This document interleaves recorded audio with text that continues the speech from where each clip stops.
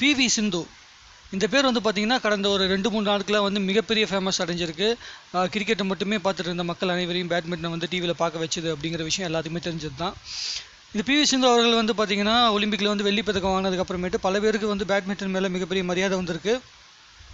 Cricket மட்டும் தான் sports அப்படிங்கிற ஒரு மைண்ட் செட்டில் வாழ்ந்துட்டு இருந்த மக்களுக்கு எல்லாருக்குமே வந்து பார்த்தீங்கன்னா பேட்மிண்டன் அப்படிங்கிற ஒரு துறை கூட எந்த ஒரு ஸ்போர்ட்ஸாக இருந்தாலுமே அது பெரிய விஷயம் தான் அப்படிங்கிற ஒரு விஷயம் வந்து மக்களுக்கு புரிய ஆரம்பிச்சிருக்கு. சரி, நேற்று வந்து ஒரு இன்ஃபர்மேஷன் வந்துச்சு. விஜயகாந்த் அவர்கள் தான் வந்து பிவி சிந்துக்கு வந்து மிகப்பெரிய ஸ்பான்சர். அதாவது விஜயகாந்த் அவர்களுடைய மகன் பிரபாகரன் தான் வந்து சிந்து அவர்களுக்கு வந்து பார்த்தீங்கன்னா ஸ்பான்சர் அப்படிங்கிற ஒரு விஷயம் வந்து வெளிவந்தது. அது எப்படி ஸ்பான்சர் அப்படின்னா வந்து பார்த்தீங்கன்னா பேட்மிண்டன் லீக்னு சொல்லி ஒரு லீக் நடந்துச்சு. ஐபிஎல் மாதிரி வந்து பார்த்தீங்கன்னா பேட்மிண்டன் லீக் நடந்துச்சு. அதில் வந்து பார்த்தீங்கன்னா தமிழ்நாடோட டீமோட ஓனர் வந்து பார்த்தீங்கன்னா நம்ம விஜயகாந்த் அவர்களுடைய மகன் வந்து பார்த்தீங்கன்னா பிரபாகரன் அவர்கள் தான் வந்து ஓனர். அந்த டீமுக்கு வந்து பார்த்தீங்கன்னா கேப்டன் வந்து பார்த்தீங்கன்னா சிந்து. அப்போது அந்த பேட்மிண்டனில் வந்து பார்த்தீங்கன்னா அந்த ப்ரீமியர் லீக் வந்து தமிழ்நாடு தான் ஜெயிச்சுது. அப்போ வந்து எவ்வளோ பெரிய வரவேற்பு நம்ம அதை கொடுத்தோம் அப்படிங்கிற விஷயம் எனக்கு தெரியல. மீடியாவில் பேசியிருந்தாங்க, யூடியூப்பில் பல பேர் வீடியோக்கள்லாம் போட்டாங்க. ஆனால் வந்து பேட்மிண்டனுக்கு அந்தளவுக்கு மரியாதை கொடுக்கல. ஒலிம்பிக்கில் ஒரு பதக்கம் வாங்கினதுக்கப்புறம் தான் அந்த பதக்கத்துக்கு உண்டான விஷயம், அவங்க எங்கேருந்து பேஸ்மெண்ட்லேருந்து வந்தாங்க, அவங்களுக்கு யார் யார் ஹெல்ப் பண்ணாங்க அப்படிங்கிற விஷயத்தெல்லாம் நம்ம நிறைய நோட் பண்ண ஆரம்பிச்சிருக்கோம். ஆக்சுவலி முதல்ல பிவி சிந்து அப்படிங்கிற ஒரு பேர் வந்து ஃபேமஸ் ஆச்சு. அதுக்கப்புறம் அவங்க பதக்கம் வாங்கினாங்க. அதுக்கப்புறம் அவருடைய கோச்சை பற்றி பேச ஆரம்பித்தோம். இப்போ அதுக்கப்புறம் தான் வந்து நம்ம யோசிக்கிறோம், யார் இவர் இந்த அளவுக்கு வந்து இந்த பொண்ணு வந்து இவ்வளவு பின்தங்கிய ஒரு இடத்துலேருந்து ஒரு பொண்ணு வந்திருக்கு. அந்த பொண்ணு வந்து பார்த்திங்கன்னா இவ்வளோ பெரிய இடத்துக்கு போய் சேர்ந்துருக்குன்னா அப்போ யார் அது உங்களுக்கு ஸ்பான்சர் கொடுத்தாங்க? ஏன்னா நமக்கு எல்லாத்துக்குமே ஒரு கொஷின் வரும்.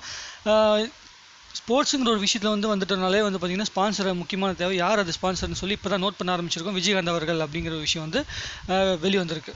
விஜயகாந்தோட குடும்பம் அப்படின்னு சொல்லலாம். நம்ம எல்லாருமே வந்து பார்த்திங்கன்னா அவருடைய குறைகளை மட்டுமே பார்த்து அவர் ஒரு காமெடியான பீஸாக வந்து மாற்றிட்டாங்க மீடியா எல்லாருமே.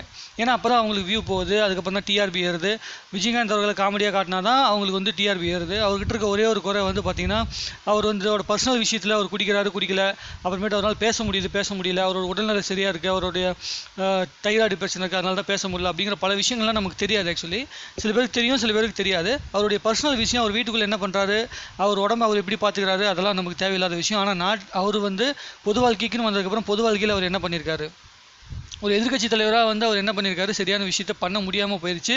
ஏன்னா அவருடைய கட்சிக்குள்ளேயே சில குளறுபடிகள்லாம் இருந்துச்சு, அதனால சரியான விஷயங்கள் பண்ண முடியல. ஆனாலும் அவர் பண்ணிக்கிட்டு இருக்க நல்ல விஷயத்தை வந்து அவர் நிறுத்தலை. அது இப்போயே தெரியுது.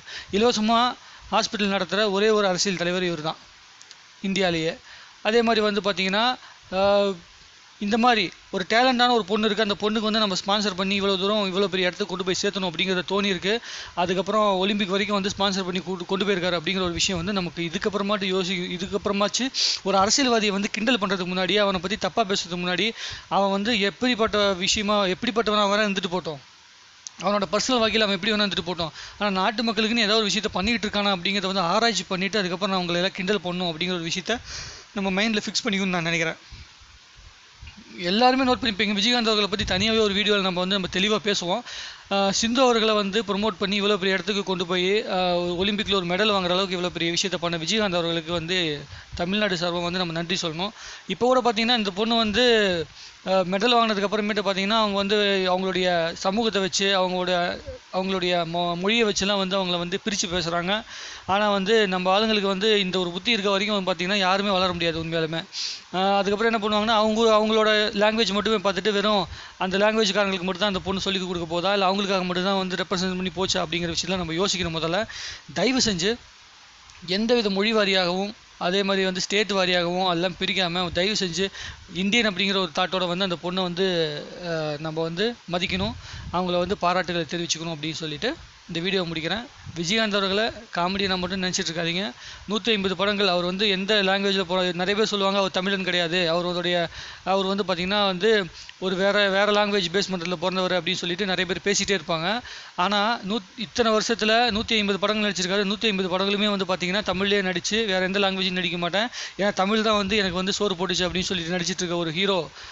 அந்த 150 படத்தில் தமிழ்நாட்டுக்காக தான் அவர் வந்து வேலை செஞ்சார். இப்பயும் தமிழ்நாட்டோட அரசியலுக்காக தான் வேலை செஞ்சுட்ருக்காரு. தமிழ்நாட்டு மக்களுக்காக தான் இலவசமாக ஹாஸ்பிட்டல் நடத்திட்டுருக்காரு. இந்திய மக்களுக்காக தான் வந்து பார்த்திங்கன்னா ஒவ்வொரு முறையும் ஏதாவது புயல் வந்தாலோ இல்லை வந்து ஏதாவது பிரச்சனைகள் வந்தாலோ அவங்களுக்கெல்லாம் வந்து பண உதவி பண்ணுறது அத்தனை விஷயத்தையும் பண்ணிகிட்ருக்காரு. தயவு செஞ்சு அவர் காமெடியனாக பார்க்காம அவருடைய உண்மையான மனசை பார்க்கணும்னு சொல்லி கேட்டுக்கிட்டு இந்த வீடியோ முடிக்கும். இதை தான் மாற்று கருத்து நிறைய பேருக்கு இருந்தாலும் இருக்கலாம். அவங்க வந்து எல்லாமே கமெண்ட்டில் போடுங்க. வீடியோ பிடிச்சவங்க லைக் போடுங்க, பிடிக்காதவங்க டிஸ்லைக் போடுங்க. யாருக்காவது ஷேர் பண்ணுங்கள். நன்றி.